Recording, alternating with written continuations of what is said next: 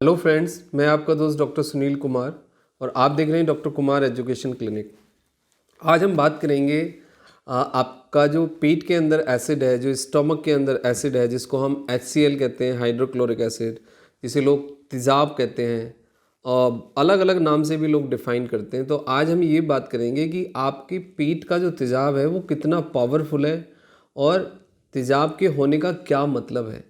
Generally patient के साथ एक बड़ी प्रॉब्लम रहती है कि लोग कहते हैं कि भाई हमें बहुत ज़्यादा तेज़ाब बन रहा है या बहुत ज़्यादा एसिड बन रहा है।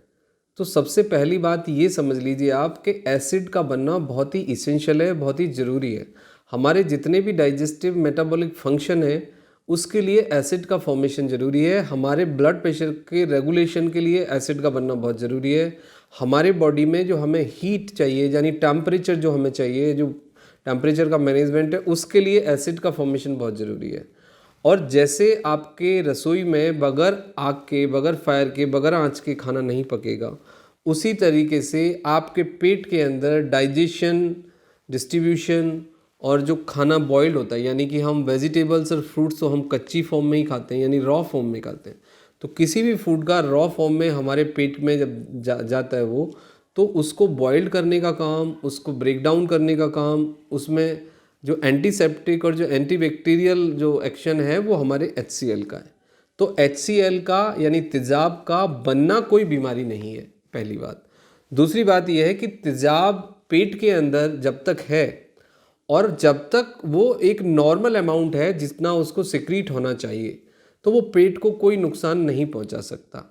हमारा जो पेट है और उसकी जो लेयर है, यानी पेट की जो दीवार है, वो स्पेशलाइज्ड टिश्यू हैं कि जो एसिड के साथ बहुत कंफर्टेबल हैं और एसिड के रिलीज होने से उनको कोई नुकसान नहीं होता है। लेकिन यदि एसिड बहुत ज़्यादा रिलीज हो और एसिड फ्लो ना करे, मतलब एसिड कंसनट्रेटेड होकर यदि एक जगह रुक जाता है, तो वो समस्या तकलीफ पैदा करता है।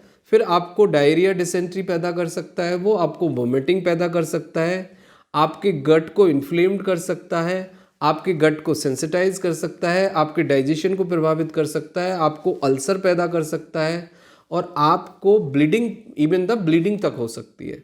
यानी कि यदि एसिड आपके पेट में लगातार या आपके GI ट्रैक्ट में किसी भी हिस्से में कंसंट्रेटेड हो जाए, रुक जाए और एसिड पास ना हो, यानी आपको डकार ना आए और आपको हवा पास ना हो और आपको स्टूल पास ना हो एक लंबे समय तक, तो फिर आपका एसिड आपको अल्सर पैदा करेगा, आपकी जो इंटेस्टाइन है उसको सेंसिटाइज बनाएगा और आपके GI ट्रैक्ट को डैमेज करेगा। तो एसिड का बनना बहुत इंपॉर्टेंट है, लेकिन एसिड का कंसंट्रेटेड होकर रुक जाना और एसिड का ज़्यादा बनना ये आपके लिए खतरनाक हो सकता है। अब दूसरे लेवल पे हम आते हैं कि एसिड के कुछ बेनिफिट हैं लेकिन कुछ नुकसान भी हैं। एसिड यदि आपका रेगुलरली फ्लो करे, आपको हवा पास हो, आपको डकार आए, आपको कॉन्स्टिपेशन ना हो, आपको यूरिन प्रॉपरली पास हो, आपको स्टूल प्रॉपरली पास हो और आपकी जो मेटाबॉलिक फंक्शनिंग है वो नॉर्मल रहे, तो आपके पेट का एसिड आपको कुछ नुकसान नहीं पहुंचा सकता।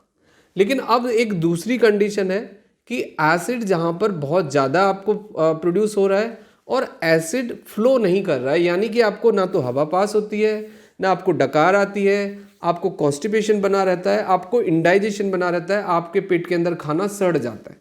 तो उससे क्या होता है कि एसिड जो है वो आपका ज़्यादा हार्मफुल इफेक्ट दिखाता है। एसिड फिर आपका बहुत ज़्यादा एसिडिक मीडियम पैदा करता है पेट के अंदर।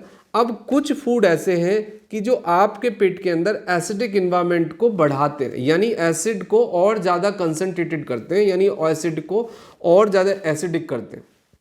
वो है आपका बहुत ज़्यादा चाय कॉफ़ी पीना, स्मोक करना, लंबे समय तक खाली पेट रहना, लगातार स्ट्रेस में, एंजाइटी में बने रहना, लगातार फियर के साथ रहना, फिजिकल एक्सरसाइज नहीं करना, एक सिटिंग पोस्चर में लंबे समय तक रहना, जंक फूड, प्रिजर्वेटिव फूड ज़्यादा खाना, मसाला, चिकनाई, तीखे खाने का ज़्यादा इस्तेमाल करना।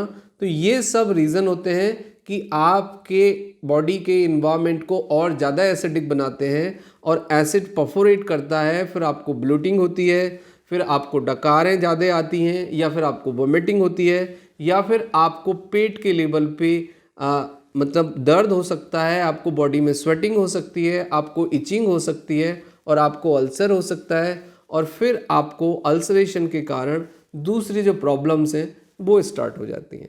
तो एसिड प्रॉपरली बने आपको और प्रॉपरली रिलीज हो, उसके लिए ज़रूरी है आप 7 to 8 आवर्स स्लीप लें, स्मॉल फ्रीक्वेंट मील लें, स्ट्रेस से बचें, एंजाइटी को मैनेज करें, रेगुलर वॉक करें, ठंडी हवा लें, ग्रीन रेड वेजिटेबल्स खाएं, फ्रूट्स खाएं और आप रेगुलर बेसिस वॉक करें। तो इससे आप बच सकते हैं। स्मोक ना करें और तीखे खाने यानी सॉफ्ट ड्रिंक, हार्ड ड्रिंक ये सब अवॉइड करें।